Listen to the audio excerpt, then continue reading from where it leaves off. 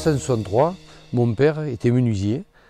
Un client est venu lui demander la fabrication d'une ruche pour lui, pour mettre son essaim. Et comme c'était un ami, il lui dit « mais fais-en deux et tu en auras une pour toi ». Et la passion de mon père est née petit à petit de cette manière-là. Et un jour, il a lâché la menuiserie et il est passé professionnel d'apiculture. Il s'est retrouvé avec ses 150 ruches et il a commencé à vivre de son métier. Et quand on est avec un père apiculteur, on a souvent des moments où on les passe avec lui. Et à l'âge de 4-5 ans, j'ai commencé à être avec lui dans les camions, dans les voitures, à suivre au rucher. Et la passion chez moi aussi a commencé à naître de cette manière-là. Et la vie a continué jusqu'à l'âge où j'ai pu devenir professionnel, en 1980.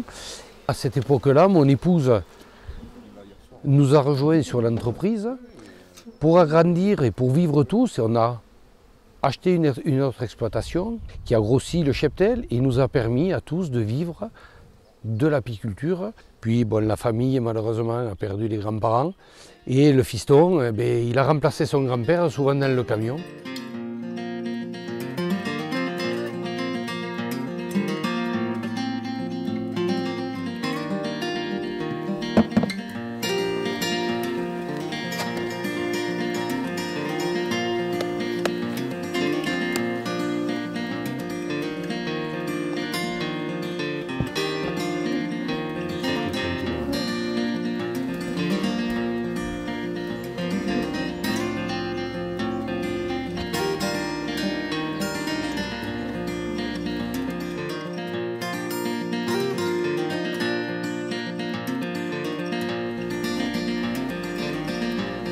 Je suis né dans les ruches.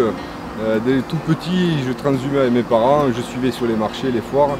Donc j'ai vraiment été baigné dans l'apiculture depuis mon plus jeune âge. Et puis petit à petit, je me suis formé naturellement à l'apiculture en regardant, en leur donnant des coups de main.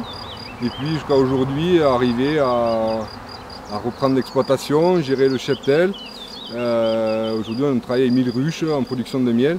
Et donc tout ça est venu depuis tout petit, au premier ramassage des essaims avec mon grand-père, puis après avec mon père, et maintenant c'est mon gamin qui fait la même chose, qui veut ramasser ses essaims, avoir ses premières ruches, et du coup la transmission, j'espère pour la 4e génération, est en cours.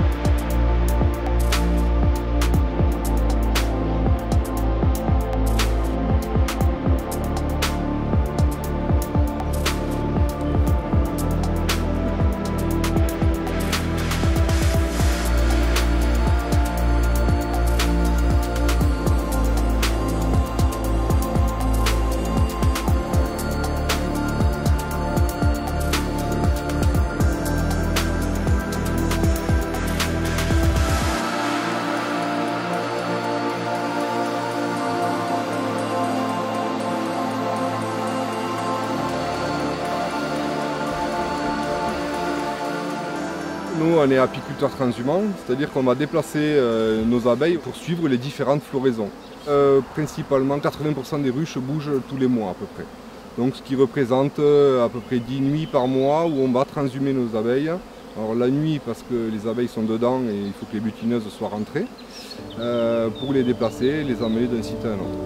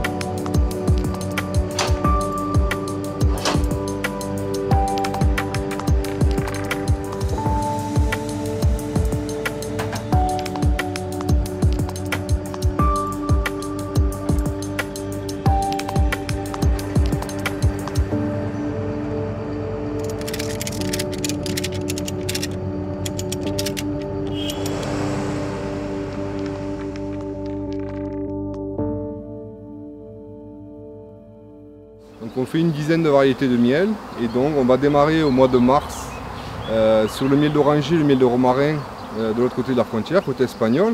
L'autre partie des ruches va aller sur la région toulousaine sur le miel de printemps, le miel de colza et d'arbres fruitiers principalement.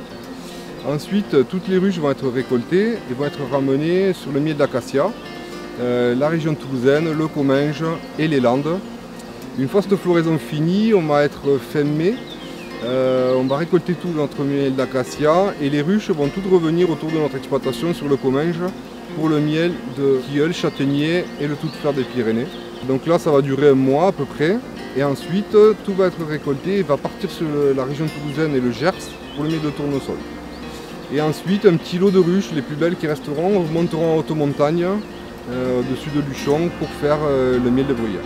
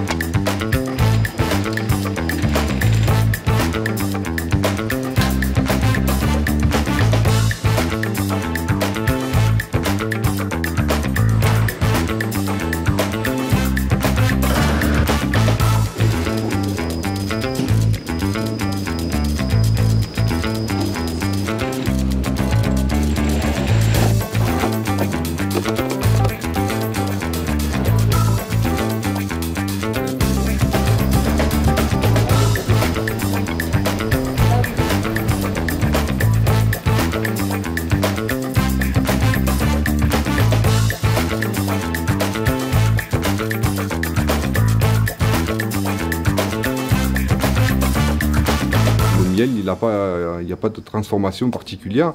Du moment où on l'extrait, il va être désoperculé, filtré, mis en cuve en décantation pendant au moins 48 heures. Ensuite, il est stocké en bidon jusqu'à sa mise en pot, qui aujourd'hui se fait avec une machine. Ça s'est mécanisé.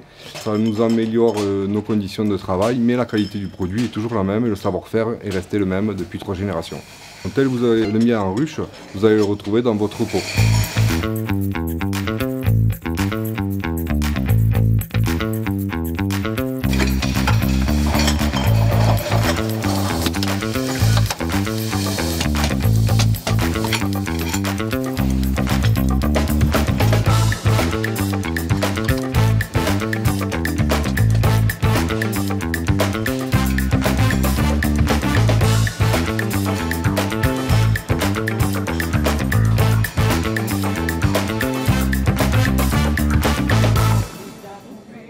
Je suis Ghislaine, je travaille avec Cyril et Maurice, apiculteurs maintenant depuis 3 générations.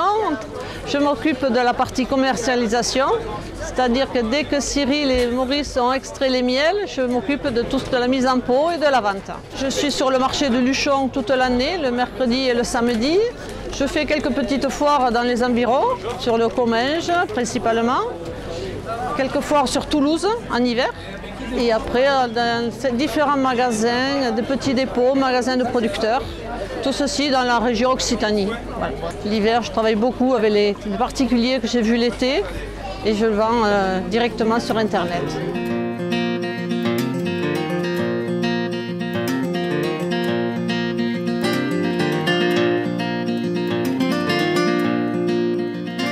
Là aujourd'hui, on est à un tournant de notre vie aussi un petit peu. On envisage de transmettre l'entreprise à Cyril, mais en même temps de transmettre l'entreprise, on veut aussi transmettre notre passion. Notre passion, pour la transmettre, on a eu une idée qui germe depuis longtemps, puisque mon père était un passionné et aussi avait remis de côté tout un tas de choses anciennes sur l'apiculture. Moi j'ai continué, Cyril a été passionné aussi des choses anciennes de l'apiculture, donc on est allé et on a créé la Cité des Abeilles. La Cité des Abeilles, c'est un musée qu'on a créé, qui est à Génos, et qui, lui, va nous permettre, lors de visites, que ce soit d'adultes, d'enfants, d'école, de transmettre cette passion en leur faisant des visites guidées, les emmener avec nous, leur montrer ce que c'est que des abeilles, du matériel, leur montrer ce qu'a été notre vie d'apiculteur pendant 3 générations. Alors quand vous viendrez nous voir sur notre musée à Génonce, on va vous proposer une immersion dans la vie d'un apiculteur. Vous allez voir ce qu'on a connu il y a quelques années, les vieux matériels, vous allez voir des abeilles, vous allez voir des abeilles de près, vous allez voir aussi tout ce qui est végétal, qui produit du miel. On va vous montrer ce que la production de miel, que c'est un produit de la nature.